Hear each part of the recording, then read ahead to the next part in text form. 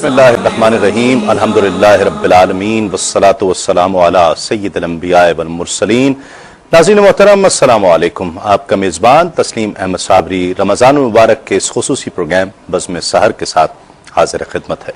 आप ये प्रोग्राम मेरे साथ देखा करते हैं रोज़ाना रमज़ान मुबारक में रात 2:30 से इंतहाए सहर तक। आज का मौजू जॉइंट फैमिली सिस्टम मुनासिब है या नहीं, बेहतर है या नहीं है।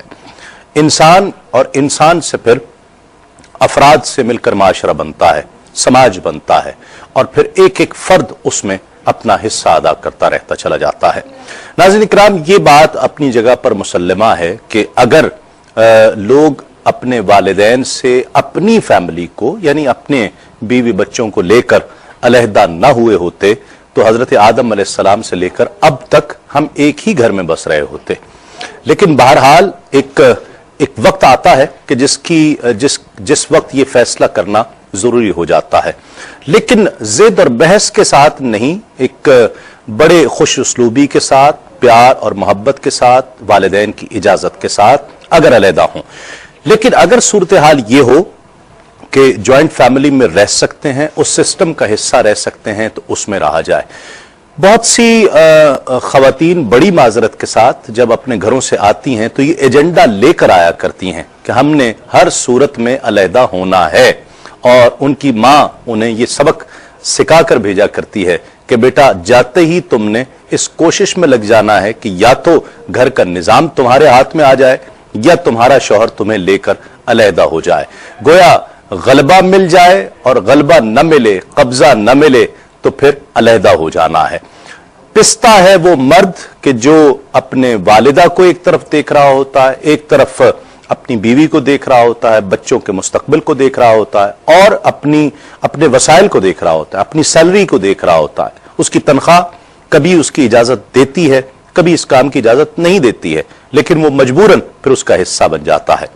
सवाल यह भी उठता है कि शरीयत इस हवाले से क्या कहती है कि जो कहा जाता है कि जॉइंट फैमिली सिस्टम, मैं किसी एक सिस्टम की तरफदारी नहीं करूंगा, हम शरीयत से पूछेंगे कि कौन सा सिस्टम बेहतर है। शरीयत इस हवाले से क्या कहता है कि जब जॉइंट फैमिली में इंसान रहता है तो ये अक्सर ये कहा जाता है, हमारे बुजुर्ग भी कहते आए हैं कि मिलकर रहने में बरकत है। तो क्या ये बरकत बिल्कुल अपनी जगह पर है या नहीं है, ये एक ऐसे ही कौल है। इस हवाले से भी इंशाअल्लाह गुफ्तगू होगी। अलहदा रहने के फवायद क्या हैं, नुकसानात क्या हैं, जॉइंट फैमिली सिस्टम में रहने के फवायद क्या हैं, नुकसानात क्या हैं, बस हमारी बहस यहां तक होगी। फिर उसके बाद हम किसी फैसले पर, किसी नतीजे पर नहीं पहुंचेंगे।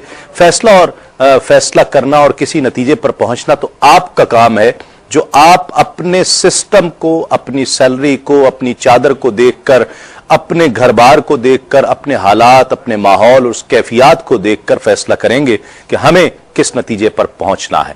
हमारे दरमियान तशरीफ फरमा है आपकी बहुत जानी पहचानी, हम सब की बहुत पसंदीदा, हर दिल अजीज, महबूब शख्सियत, आप बहुत ही खूबसूरत अंदाज़े गुफ्तगू आपका ऐसा कि दिलों में उतरता चला जाए। अल फुरकान स्कॉलर्स एकेडमी के मैनेजिंग डायरेक्टर हजरत अल्लामा मुफ्ती मोहम्मद अकमल साहब हमारे साथ तशरीफ फरमा है। उनके साथ तशरीफ फरमा है दो मेरे ऐवान में नौजवान, दोनों ही खुशुलहान हैं, दोनों ही पुरअज़्म हैं। बहुत ही कम अरसा हुआ है दोनों को अपने नात खानी का बाकायदा तौर पर आगाज किए हुए, और दोनों ने ही बहुत कम वक्त में अपनी जगह बनाई है लोगों के दिलों में। हमारे साथ तशरीफ फरमा है लाहौर दाता की नगरी से तशरीफ लाए हुए मुमताज़ मोहतरम सना खां जनाब अहमद रजा कादरी हमारे साथ तशरीफ फरमा है। उनके साथ तशरीफ फरमा है शहर कराची से ताल्लुक़ रखने वाले मुमताज़ व मारूफ मोहतरम सना खां, पुरअज़्म सना खां जनाब कारी मोहम्मद मोहसिन। अस्सलाम वालेकुम तीनों मेहमानों का बहुत शुक्रिया। आगाज करते हैं हमदे बारी ताला से। माशाअल्लाह। तेरे जिक्र से मेरी आबरू, तेरे जिक्र से मेरी आबरू, तेरी शान जल्ला जलालुहु, तेरी शान जल्ला जलालुहु। तू मेरे कदम करंगो बू, तू मेरे میرے کلام کا رنگ و بو تیری شان جل جلالہ تیری شان جل جلالہ جو چٹک کے غنچہ کھلے یہاں تو کرے وہ وصف تیرا بیان جو چٹک کے غنچہ کھلے یہاں تو کرے وہ وصف تیرا بیان تو کرے وہ وصف تیرا بیان ہے چمن چمن تیری گفتگو ہے چمن چمن تیری گفتگو تیری شان جل جلالہ تیری شان جل جلالہ میرے دل میں عشق نبی دیا جو دیا بجھا تھا جلا دیا میرے دل میں عشق نبی دیا جو دیا بجھا تھا جلا دیا جو دیا بجھا تھا جلا دیا جسے چاہے جیسے نواز تو جسے چاہے جیسے نواز تو تیری شان جل جلالہ تیری شان جل جلالہ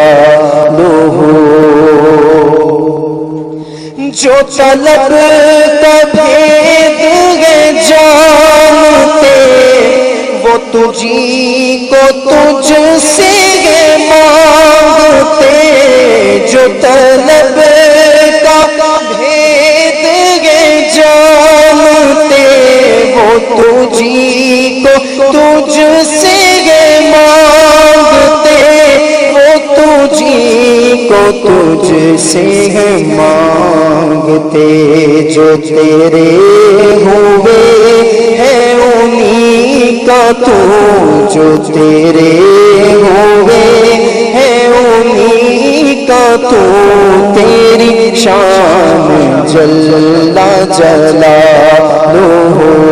تیری شان جل جلالہ یہ ادب ادیب میں تھا کہاں یہ ادب ادیب میں تھا کہاں تیری شان کرتا جو یوں بیان تیری شان کرتا جو یوں بیان ہے تیرے کرم سے یہ سرخرو ہے تیرے کرم سے یہ سرخرو تیری شان جل جلالہ تیری شان جل جلالہ تو میرے کلام کا رنگ و بو تیری شان جل جلالہ ماشاءاللہ ماشاءاللہ مفتی صاحب شریعت کچھ آگہی دیتی ہے کچھ رہنمائی کرتی ہے اس سلسلے میں کہ علیحدہ رہنا بہتر ہے یا اکٹھے رہنا بہتر ہے؟ اعوذ باللہ من الشیطان الرجیم بسم اللہ الرحمن الرحیم دیکھیں باقاعدہ ایک خاندان کا مل جل کر رہنا اس بارے میں نہ تو کوئی ایسا واضح شرعی حکم موجود ہے نہ شریعت اس چیز کی کوئی پابندی لگاتی ہے ٹھیک ہے ہاں شریعت کی طرف سے اشارے کچھ اس قسم کے ملتے ہیں ایک اشارہ تو یہ ہے کہ اجتماعیت کو شریعت نے محبوب اور مطلوب رکھا ہے ٹھیک ہے. جیسے کہ آپ نے بھی ارشاد فرمایا کہ جب آدمی ساتھ رہتا ہے تو اجتماعیت میں برکت ہے، اور اسی طرح نبی کریم صلی اللہ علیہ وسلم کا فرمان ہے کہ جب دسترخوان پہ سب گھر والے جمع ہوتے ہیں تو ان پر اللہ کی رحمتوں کو نزول ہوتا ہے. گویا کہ اجتماعیت میں برکت ہے، اس کا تو کوئی منکر ہو ہی نہیں سکتا ہے. ٹھیک ہے. دوسری طرف تعلیم شرع اس بات میں ہے کہ جہاں فتنہ فساد ہو اس فتنہ فساد کو ختم کیا جائے، اور اس کے لیے جو فتنہ فساد کو پیدا کرنے والے اسباب ہیں اصل میں ان کو منقطع کیا جائے تو فتنہ فساد خود بخود ختم ہو جائے گا. ٹھیک. ان دونوں چیزوں کی روشنی میں اگر دیکھا جائے تو اگر جوائنٹ فیملی سسٹم اس قسم کا ہے کہ اس میں باہم اتفاق ہے، محبت ہے، اجتماعیت ہے، تو سب سے بیسٹ یہ ہوگا. ٹھیک ہے. اور اگر بالفرض اس میں فتنہ ہے، فساد ہے اور گڑبڑیشن ہے تو پھر شریعت وہ فتنے کو ختم کرنے کا حکم دیتی ہے. ٹھیک ہے. یہ تو ہے ایک جنرلی اگر ہم اس کو دیکھیں. اور اگر ہم نبی کریم صلی اللہ علیہ وسلم کے عمل مبارکہ اور اس زمانے کے عمل کو دیکھیں تو اس سے ظاہر یہ ہوتا ہے کہ یہ موقوف رکھا گیا ہے ہر زمانے کے عرف پر. ٹھیک ہے. اس زمانے کا عرف یہی تھا کہ وہاں پر ساتھ ساتھ نہیں رہتے تھے. بعض جگہ ایسا ہوتا تھا کہ ماں قریب ہے یا مطلب والد صاحب کو ساتھ رکھ لیا ہے، ورنہ ایسے ہی ہوتا تھا کہ شادی ہوئی اور اپنا ایک علیحدہ گھر قائم کر لیا گیا. ٹھیک ہے. تو ایک سے زیادہ ازواج کے سلسلے میں تو واضح حکم یہی ہے کہ بیویوں کو ایک ساتھ رکھنا فقہائے کرام نے حرام لکھا ہے، یعنی مکروہ تحریم ہے. ایک گھر میں، ایک گھر کے اندر، کیونکہ وہ فتنہ فساد کا سبب بنے گا اور قطع رحمی کا سبب بنے گا، تو شوہر پہ واجب رکھا کہ وہ ان کو علیحدہ علیحدہ رہائش فراہم کرے گا. مکروہ تحریم اس صورت میں بنے گا جب اس صورت میں جبکہ دو بیویاں ہوں اور وہ مطالبہ کر رہی ہیں کہ ہمیں علیحدہ علیحدہ رہائش دی جائے تو شوہر پر واجب ہے کہ علیحدہ رہائش پر. اور اگر وہ نہ کریں، وہ اس چیز کی تمنا نہ کریں کہ ہم دونوں اکٹھے ہیں، ٹھیک ہے، پھر علیحدہ علیحدہ روم کم از کم ان کو دینے ہوں گے. ٹھیک. تو اب یہ شریعت اگر ہم نبی کریم صلی اللہ علیہ وسلم کے دور مبارکہ کو دیکھیں تو دیکھیے کہ والدین کی خدمت کا بھی درس دیا جا رہا ہے، خیر خواہی کا درس بھی ہے، محتاج کی، اپنے رشتہ دار محتاج کی امداد پہ زور بھی دیا جا رہا ہے، لیکن سسٹم کیا ہے کہ علیحدہ علیحدہ رہ رہے. ٹھیک ہے. تو لہٰذا معلوم یہ ہوا، خلاصہ کلام یہ ہے کہ شریعت نے اس کے بارے میں واضح طور پہ ہمیں کسی چیز کا پابند نہیں رکھا. اپنے عرف، عادت، فتنہ فساد، اجتماعیت، محبت، پیار، ان سب کو ملحوظ رکھتے ہوئے جو فیصلہ کیا جائے وہ بہتر ہوگا. اب اس فرمان کی روشنی میں حضور کے عمل اور اس دور کی اتباع کرتے ہوئے اس کی روشنی میں یہ کہنا کہ چونکہ یہ سرکار دو عالم صلی اللہ علیہ وسلم کی سنت ہے، اس دور میں صحابہ کرام میں بھی یہی روٹین عام تھی، تو بہتر یہی ہوگا کہ ہم علیحدہ رہیں، یہ مناسب ہوگا یہ کہنا؟ نہیں، یہ مناسب اس لیے نہیں ہوگا کہ انہوں نے اس چیز کو بطور عبادت تو اختیار کیے ہی نہیں. اتباع دیکھیں اصل میں ہم پر جو لازم ہوتی ہے وہ عبادت کے سلسلے میں ہوتی ہے. ٹھیک ہے. عادت میں اتباع کو لازم قرار دیا ہی نہیں ہے. ٹھیک ہے. اس لیے نبی کریم صلی اللہ علیہ وسلم کے وہ افعال و اعمال جو آپ نے بطور عادت اپنائے، جن کو سنن زوائد سے تعبیر کیا جاتا ہے، ان پہ عمل کرنا سعادت ضرور ہے، لیکن فقہا نے واضح طور پہ لکھا کہ ان کا اپنانا کوئی فرض واجب نہیں، نہ ان کے ترک پہ بروز قیامت ملامت یا گناہ ہوگا. ٹھیک ہے. تو لہٰذا اب یہ کہنا کہ نبی کریم نے چونکہ طریقہ رکھا ہے، صحابہ کرام نے وہ اپنے عرف و عادت کے موافق رکھا ہے. ٹھیک ہے. وہاں تو یہ بھی عرف و عادت رائج تھا کہ ماں اپنا دودھ پلاتی نہیں تھی، وہ تو دائیں گاؤں کی دائیں لے جاتی تو ان کو پلایا جاتا تھا. تو ہر عرف و عادت کو اختیار نہیں کیا جائے گا، ہم اپنے عرف و عادت کو بھی دیکھیں گے جس کی پابندی شریعت نے نہیں رکھی ہے. مفتی صاحب کی گفتگو سے یہ چیز سامنے آتی ہے کہ کوئی بھی چیز ہو ہمیں اپنے معاشرے کے تقاضوں کو دیکھنا ہوگا. معاشرے کے تقاضے بہت زیادہ ضروری ہیں. اس دور کا تقاضا کیا ہے؟ مہنگائی بھی پیش نظر رکھیے، حالات بھی پیش نظر رکھیے، بے روزگاری بھی پیش نظر رکھیے. جی ہاں، دیکھیں اب اس میں یہ دیکھا جائے گا کہ ان دونوں سسٹم جو ہیں وہ سیپریٹ سسٹم ہے یا جوائنٹ فیملی سسٹم ہے، اس میں آپ کے لیے زیادہ فائدے کس میں ہیں. ٹھیک ہے. اور نقصانات کے پہلو کس میں زیادہ ہیں. خواہشات سے بالاتر ہو کر مطلب خواہشات بھی اسی کے تابع، ضرورت کے تابع آتی ہیں. سب سے پہلے تو چیز ضرورت ہے نا. ٹھیک ہے. اب ضرورت سے پھر آپ خواہش کی طرف جائیں گے. میرے خیال میں تو خواہش کو پس پش ڈالنا چاہیے، پہلے ضرورت کو دیکھنا چاہیے. تو جوائنٹ فیملی سسٹم کے اندر مسئلہ یہ ہے کہ بہت سارے فائدے بھی ہیں، بہت سارے نقصان کے پہلو بھی ہیں. جس کو جو مناسب لگے وہ اس کے حساب سے اختیار کر سکتا ہے. ٹھیک ہے. مثال کے طور پہ جوائنٹ فیملی سسٹم میں ایک تو خرچے بڑھ جاتے ہیں، بسا اوقات 3-4 بھائی ہیں